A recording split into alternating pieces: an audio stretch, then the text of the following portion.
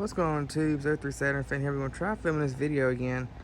As you know, I converted the Ion 3 from the CVT to the 5-speed automatic from the Ion sedan back in March.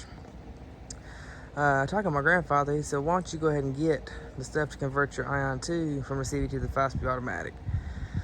So, 2 weekends ago, we converted the Ion 2 from the CVT to the 5-speed automatic. CVT was in the Ion 2, was not acting up, but because I'm impatient and wanted it done, went ahead and converted it. I probably put about 500 or 600 miles on it since I converted it, give or take. Flawless. So this time it took about 8 hours to get done. Hey, it stitches if it'll focus in this finger here. We did like we did last time, took the engine out, took the transmission out the bottom. And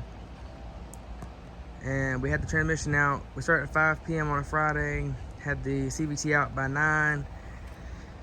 Next morning, we probably had the 5-speed automatic in by 9:30, 10 o'clock. And we're putting the frame back up under the car. It got stuck on the engine hoist. So my dad and I were sitting there trying to pull it back and forth, fooling with it, and when it finally came, it came quicker than I could move, and crushed my ring finger and middle finger on my right hand. So like I said, I had to split my middle finger. I had to get 2 stitches. So that was that. So they're both have been converted from the CVT to the 5-speed automatic. Yeah, that was like the, I don't know, way to go. I like both transmissions quite a lot. Converting it to a 5-speed automatic is more budget friendly. Especially right now. I was quoted $4,200 to have the CVT and that one redone. And when I thought I was going to have to get it redone in the white car about 5 years ago, I think it was, I was quoted $2,500. So the price has gone up that much, and I was told because of COVID and parts availability. So, converted both cars for less than what it would have cost to convert or to have the CVT and that one rebuilt 5 years ago if I'd had to go that route. Something I'm gonna recommend. You gotta have an engine hoist, it's a must. Transmission jack's a must too. I bought a transmission jack before we did this one. Transmission jack made it a lot easier. I went to Harbor Freight and got it, just like the engine hoist. You drive the transmission jack with an impact drill. Then we got a 36 volt Bauer or whatever it was from Harbor Freight. That's what we got before we did the Ion 3. Also use a transmission jack to jack the frame back up after my fingers got crushed, just to make it a bit easier, a bit safer. So yeah, both cars don't have the AF23 or AW5550SN, and converting them was really rather simple. Yeah, quite pleased. Other updates, I've changed turn signal bulbs. I had the Sylvania Zevo LED turn signal bulbs in there. Now both cars have aux beam 3157 switchbacks. They don't do not switchback when you got the daytime run. The cars and geared and daytime running lights on are still yellow. When you hit the parking lights, they go white, and then when you hit turn signals, they go yellow and cut them off and back to white. So I'm pleased. Auctions are a lot cheaper than the Sylvanias. Mileage update. The Ion 2 or Ion 3, excuse me, has just turned 202,000, and the Ion 2 is like 164,800 basically. Other than that, those are the biggest changes. Oh, something else. So did the same thing with the Ion 3.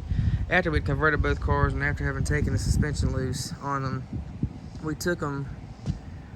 When I did the Ion 3, took it to NTB to get an alignment and stuff on it, because I figured taking the suspension loose, it needed to be done.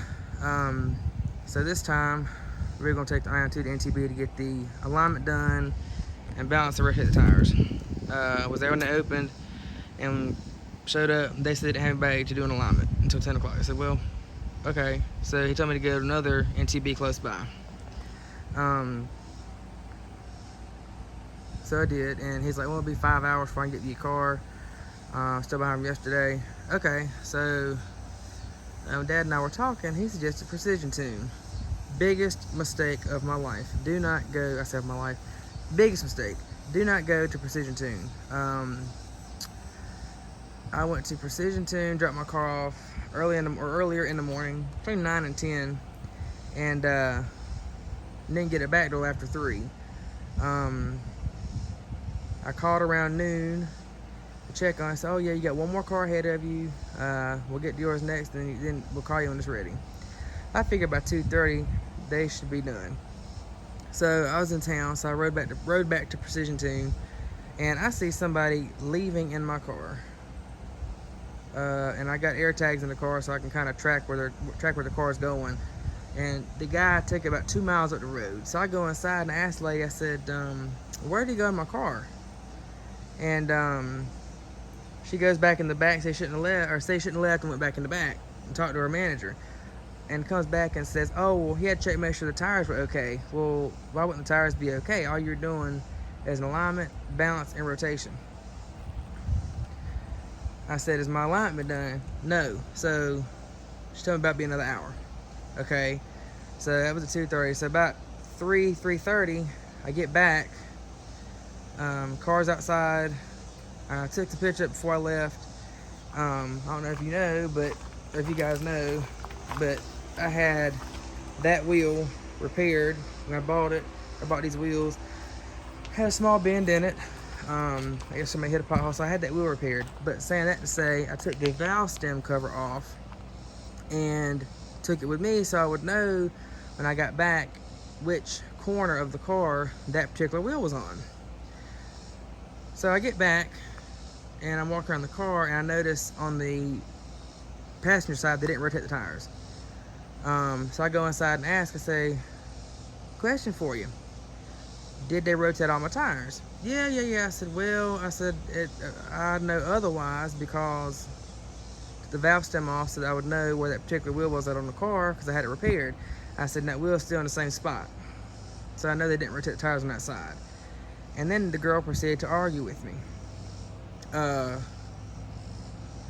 they did knock, I think, $10 off of the rotation, and then I had a coupon for the alignment. But they didn't do the coupon right, so we won't talk about that. So I got home, got in the car to leave. Battery light was on. Now keep in mind, forgot to hook a wire up when we were rewiring the engine bay, so had to buy a new alternator because it messed up the alternator, the old alternator. Anyway, so I got in the car, battery light was on, so I knew when I got home I could check the car with my scan tool. I've got a Bosch OBD 1350. There's GM Tech 2 data and Ford specific data as well. Checked the alternator was bad. We get to looking at the wire and kind of find out that wire was bad. So I popped the hood and I was wondering why they were up under the hood. And all that I could think of was to jump it off. Anyway, I digress. So while Dad's outside messing with the car, I take the SD card out of my dash cam. I've got Nexar Beam GPS 2021 release. Take the SD card in the house, and I don't know, I've never had a shop do this, so I was kind of confused as to why they did it. I took the SD card in the house, looking through the footage, and when he went about 2 miles up the road and hung a right and proceeded to put the pedal on the floor based on how the engine was sounding and jerking the car back and forth trying to get the tires to lose traction. Don't know why.